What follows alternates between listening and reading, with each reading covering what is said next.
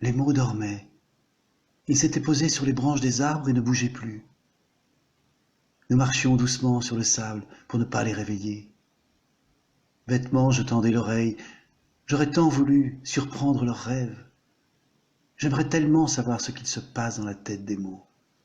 Bien sûr, je n'entendais rien. Voici l'hôpital, murmura M. Henry. Je frissonnais. Un hôpital pour les mots? Je n'arrivais pas à y croire. La honte m'envahit. Quelque chose me disait que leur souffrance, nous en étions, nous, les humains responsables.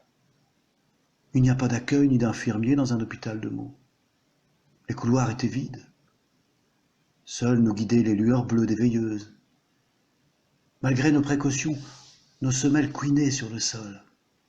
Comme en réponse, un bruit très faible se fit entendre, par 2 fois, un gémissement très doux. Il passait sous l'une des portes, telle une lettre qu'on glisse discrètement pour ne pas déranger. M. Henry me jeta un bref regard et décida d'entrer. Elle était là, immobile sur son lit, la petite phrase bien connue, trop connue, « Je t'aime ». 3 mots maigres et pâles, si pâles. Les 7 lettres sortaient à peine sur la blancheur des draps. 3 mots reliés chacun par un tuyau de plastique à un bocal plein de liquide. Il me sembla qu'elle nous souriait, la petite phrase. Il me sembla qu'elle nous parlait. Je suis un peu fatigué. Il paraît que j'ai trop travaillé. Il faut que je me repose. Allons, allons, je t'aime, me répondit M. Henry. Je te connais. Depuis le temps que tu existes, tu es solide, quelques jours de repos et tu seras sur pied. Il la berça longtemps de tous ces mensonges qu'on raconte aux malades. C'est un peu dur la nuit. Le jour, les autres mots viennent me tenir compagnie. Un peu fatigué, un peu dur. Je t'aime ne se plaignait qu'à moitié.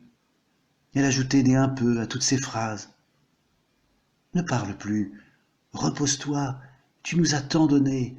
Reprends des forces. Nous avons trop besoin de toi. Et il chantonna à son oreille le plus câlin des refrains. Pauvre je t'aime. Parviendront-ils à la sauver? M. Henry était aussi bouleversé que moi. Des larmes me montaient à la gorge. Elles n'arrivaient pas à monter jusqu'à mes yeux. Nous portons en nous des larmes trop lourdes. Celles-là, nous ne pourrons jamais les pleurer. Je t'aime. Tout le monde dit et répète je t'aime. Il faut faire attention aux mots, ne pas les répéter à tout bout de champ, ni les employer à tort et à travers, les uns pour les autres en racontant des mensonges. Autrement, les mots s'usent, et parfois, il est trop tard pour les sauver.